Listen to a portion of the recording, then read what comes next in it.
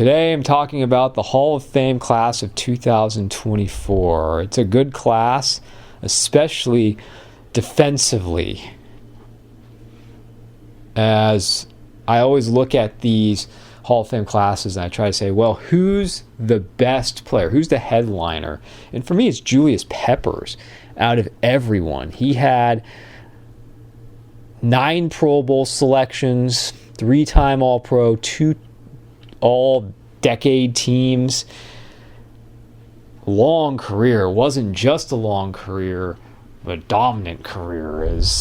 The statistics are so impressive. His sack total, 159.5 career sacks. Forced fumbles, 52 career forced fumbles. That's second all time. And on top of that, 11 career picks.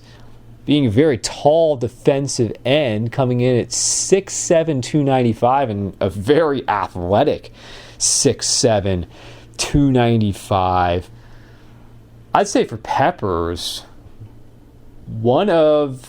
he should be considered a top 10 defensive end of all time. He's that good. I haven't made a list in a very long time of who I would consider the top 10 defensive ends or edge rushers. He should be in that group, probably more at the back end, but easy selection for the Hall of Fame. Great addition, and in my opinion, the best of this group.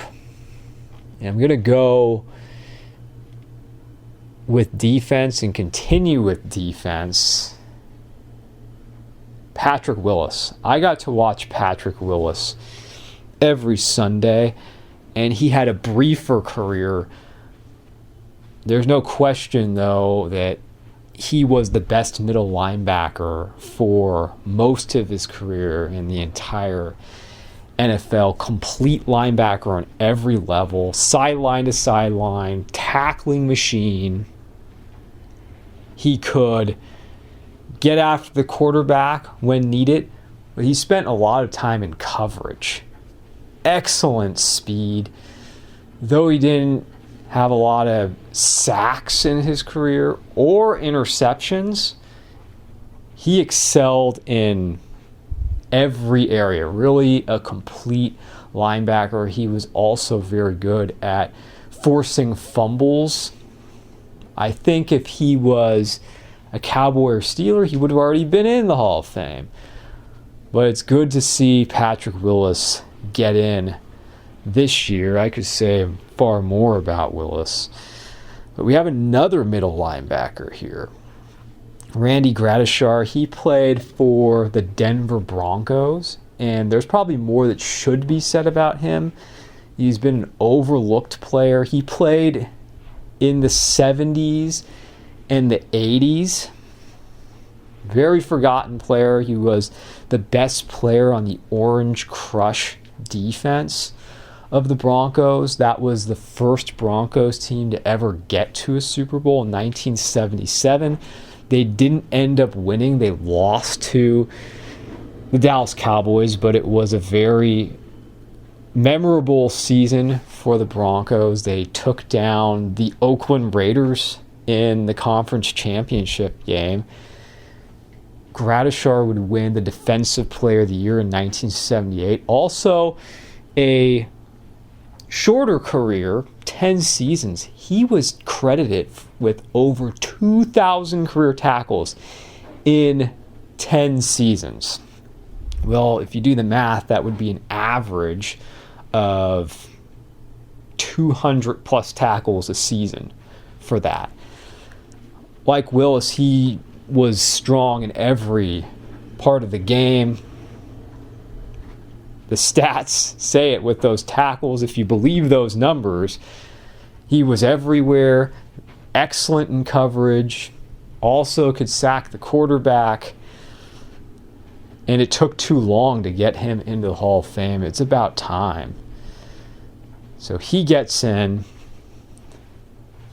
and there's still more defense here, and there's another player, another edge rusher here, and that would be Dwight Frey. Dwight Frey with the Indianapolis Colts, 7-time Pro Bowler, 3-time All-Pro. And I should say for Willis and Gradishar, both 7-time Pro Bowlers. Frey, a 7-time Pro Bowler. Dwight Frey, 47 career forced fumbles, sacks. He's way up there with 125.5 career sacks. And his game was speed. His game featured the spin move. He was considered undersized for the position. He had an excellent prime. I would not say, no, he's not on the level of Julius Peppers. He's deserving to be in. Is with the Colts in the Manning era. Peyton Manning was the offense. You had Marvin Harrison, you had Edgerrin James and Reggie Wayne. But the best player on their defense was Dwight Frey, and along with him, Robert Mathis. That was one of the best edge rushing duos there ever was, and I imagine Mathis is going to get in soon enough. Dwight Frey, one of the best edge rushers, and to me, if he played now, he would probably be even better. He was somewhat ahead of his time, but a good addition as well. I like the selections. I'm going to go through the rest of the defense here, and Steve McMichael played with the Chicago Bears. He was on the 85 Bears, defensive tackle, as there are a lot of Bears that made it into the Hall of Fame from the 80s teams. Mike Singletary, Richard Dent, Dan Hampton, and now Steve McMichael gets in. To me, he was more of a fringe Hall of Fame player. I'm not saying he wasn't a good player, not at all. And I'm not necessarily questioning it, but he was more on the borderline of whether he should be a Hall of Famer. I mean, very good stats, but when you look at the career awards, the Pro Bowl selections, they don't quite stack up with the rest of the players you see here. Well, I'm not necessarily saying he doesn't deserve it or have a problem with it, but you'd say, well, he was probably the 4th best player on the Bears defense, and it took him a long time to get in. I wasn't around then. You could correct me if I was wrong. From what I've seen, the highlights, he was a very good player. Looking back at the old games, I treat Randy Gradishar a little differently. To me, he was the one that was just long overdue. McMichael gets in. Then on offense, you have Andre Johnson. Andre Johnson was one of the most physical and strongest receivers. You think of players such as Terrell Owens, Calvin Johnson, and who's in that category with them? Andre Johnson. Andre Johnson had size, strength, and he could run also. Complete package as a receiver. And he has great career numbers. 7 Pro Bowls, 14,000, over 14,000 yards receiving. It's just too bad for him that the Texans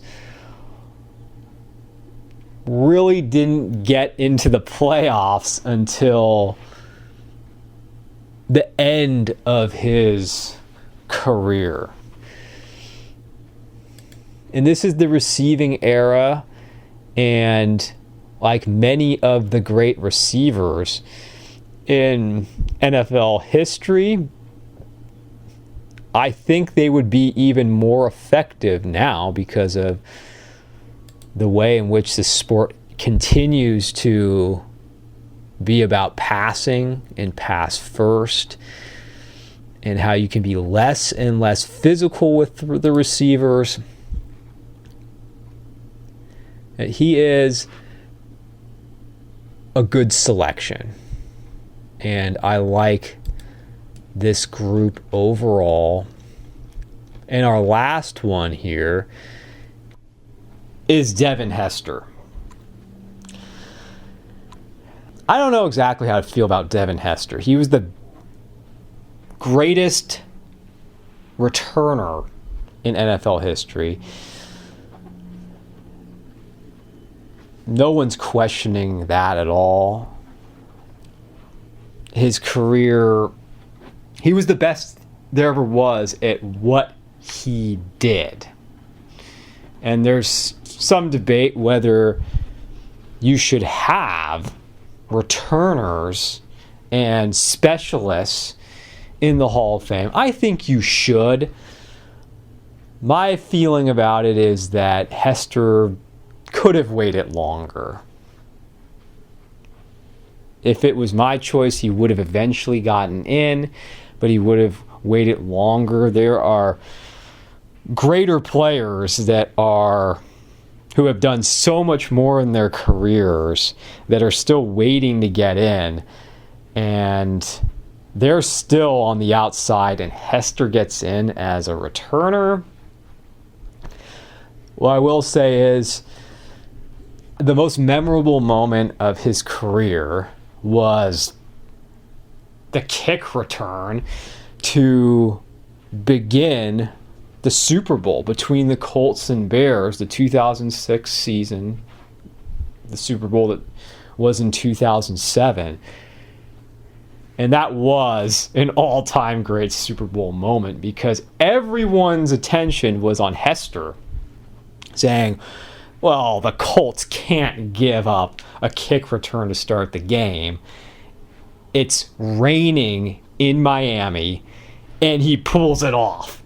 When everyone on the special teams and the special teams coaching staff is focused on stopping Hester, and he still brings it back all the way to begin that Super Bowl. And that was the best moment of the Super Bowl for the Bears. It was really downhill after that. So overall, this was a good Hall of Fame class. As I said for the previous year, not any top 10, top 25 players of all time, but strong class with Peppers and Willis, Gradishar, and Freeney being the highlights on defense, and then on offense, Andre Johnson.